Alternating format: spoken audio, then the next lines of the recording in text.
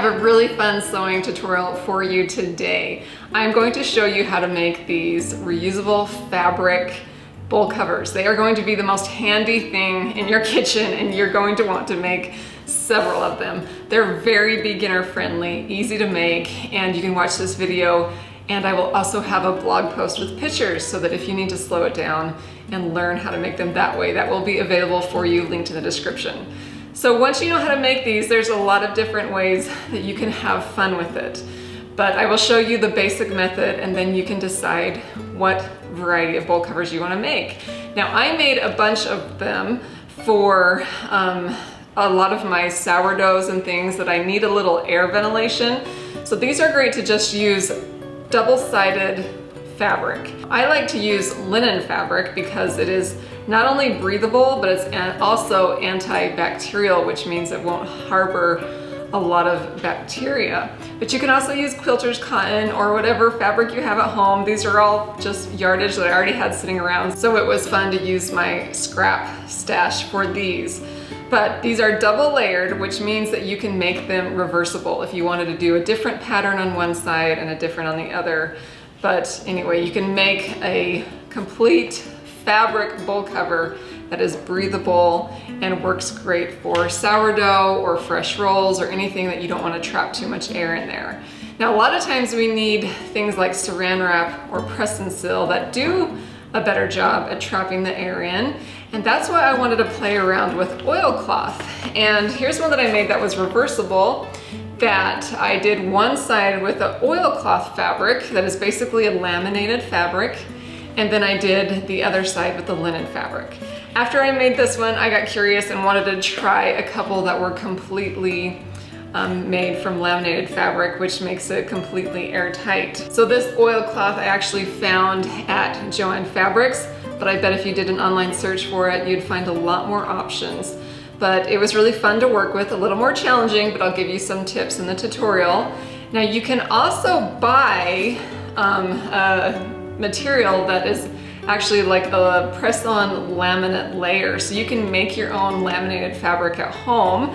I will link that product for you, but that's what I did with this one. This was some cotton fabric that I had at home, and I just ironed on the laminate layer, and then I made the bowl cover out of that. So a couple different options for you, and I will walk you through every step of the way. And of course, we will talk about sizing and how to make your own pattern for the bowls that you want to cover.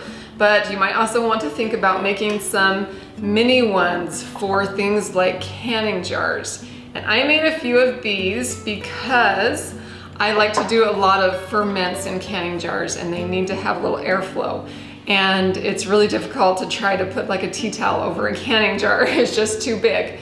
So this was a great thing to make for just canning jar sizes.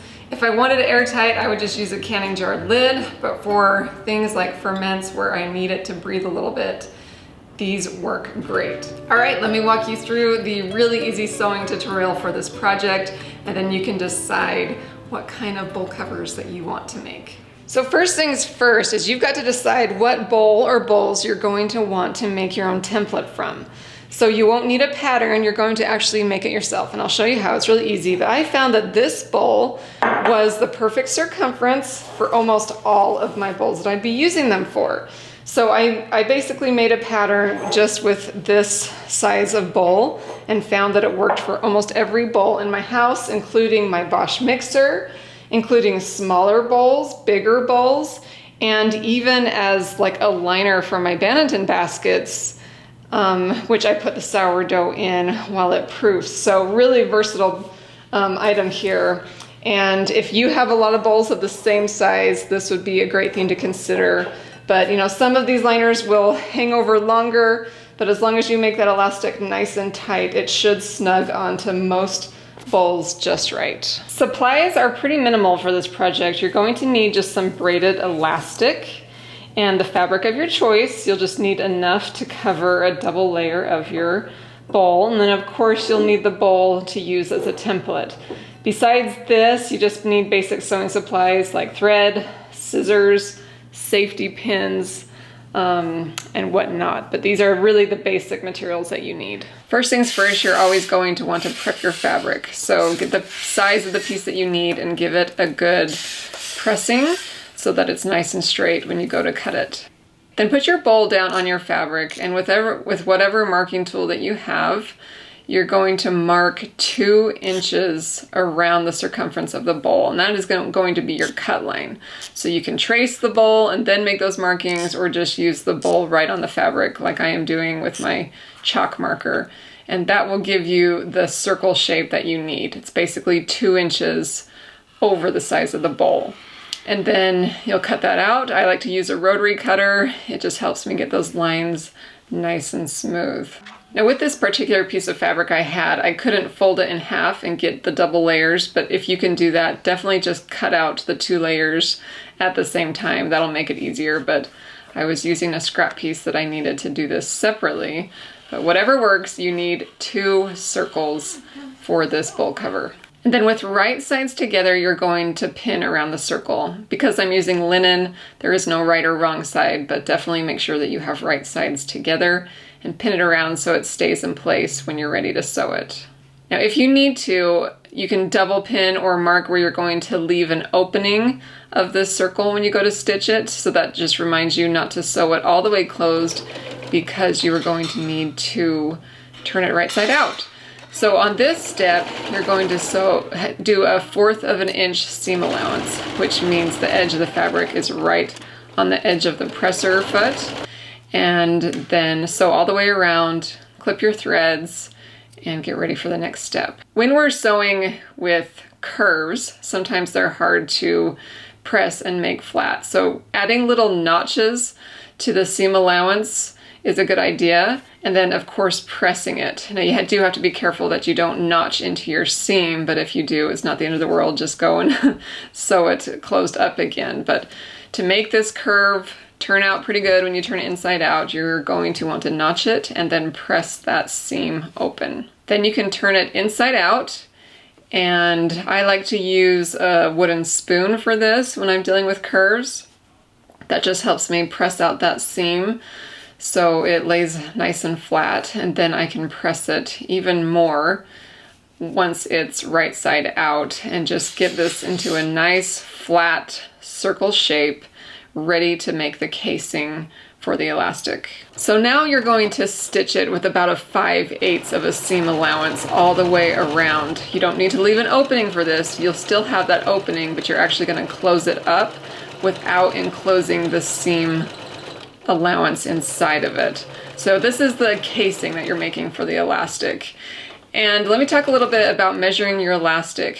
I prefer to use the bowl for this that I'm making it for, and you measure the elastic around the bowl and add a little bit of tension. This probably isn't going to be your final measurement, but it gets you a good idea of how long that elastic needs to be.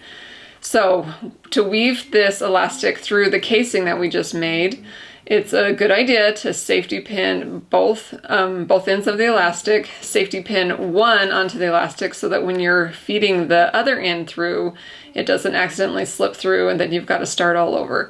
So feed it through the casing, and when you get both ends poking out, this is when you can try to measure it perfectly for your bowl. And it does take some fiddling. You have to kind of smooth out the elastic because it bunches up. But then I like to put it over the bowl before I've actually enclosed that opening, and just make sure that I have enough tension here that the elastic is tight enough that it's going to make a good seal on the bowl. So this is when I just play with the elastic ends, tie in or loosen accordingly, and make sure that I have the perfect fit for this bowl. And once you feel like you've got that, you take your 2 ends of the elastic and you're going to stitch these closed. So just hang on to those 2 ends and kind of mark with your finger where you're going to want to stitch these ends together. And then you can bring it over the sewing machine and do that. It can be kind of tricky to stitch these elastic ends together, but it is possible. I just like to run it back and forth until I feel like that elastic has a really solid hold together so that it doesn't accidentally snap when you're using it later on. And you can trim the ends of the elastic so that they're not too bulky inside of here.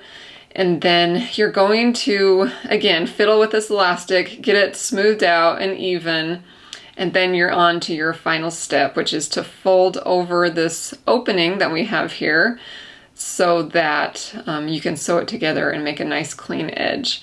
And it can sometimes be a little tricky, but it helps to pin it a lot before you take it over the sewing machine. So fold over those ends, pin it really good, and then you just do a quick top stitch. Now if the top stitch bugs you, you can also do like a hand stitch to make it a little more indiscreet, but I find the top stitch works just fine. And to make it look really nice, as my grandma always said, finish with a really good press, and it just helps those seams look more professional and finished. And really, that is it. Then you can put it on your bowls, use them, make more. It's a really quick and easy project that's really enjoyable to make. Now let's talk a little bit about sewing with the oilcloth.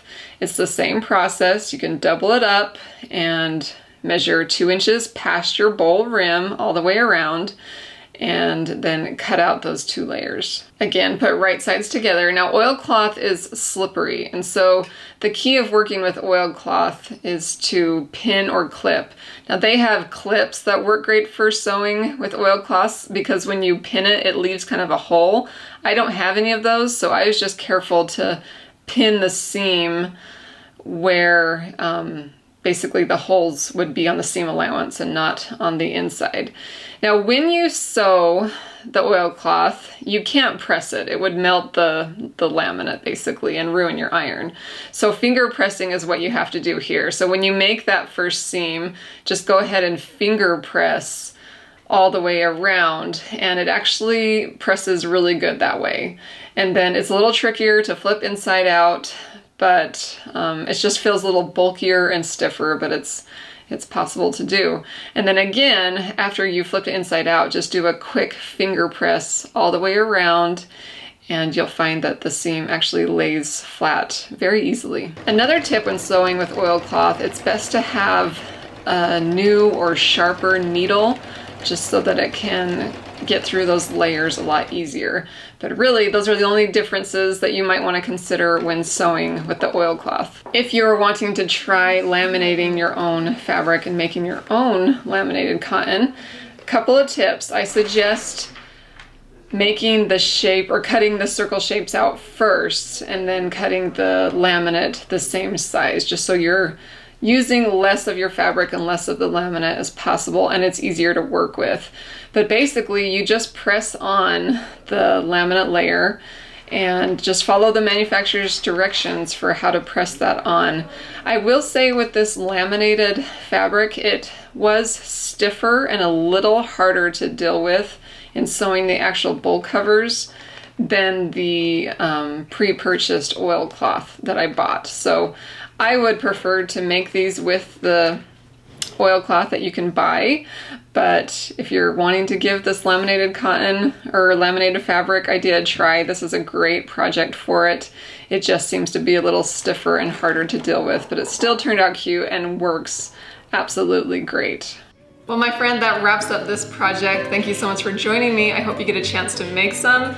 Please remember that the picture and written tutorial will be available on my blog, Tidbits and Company. And if you make some, I would love it if you'd share it with me. The best way to do that is to share it on Instagram and tag me, Tidbits and Company, so that I can check out your bowl covers and your projects that you make with my tutorials. Please let me know if you have any questions or need any more clarifications for this sewing project. I would love to help you out if I could. Thank you so much for joining me, and I will be back very soon to share more inspiration for the keeper of the home.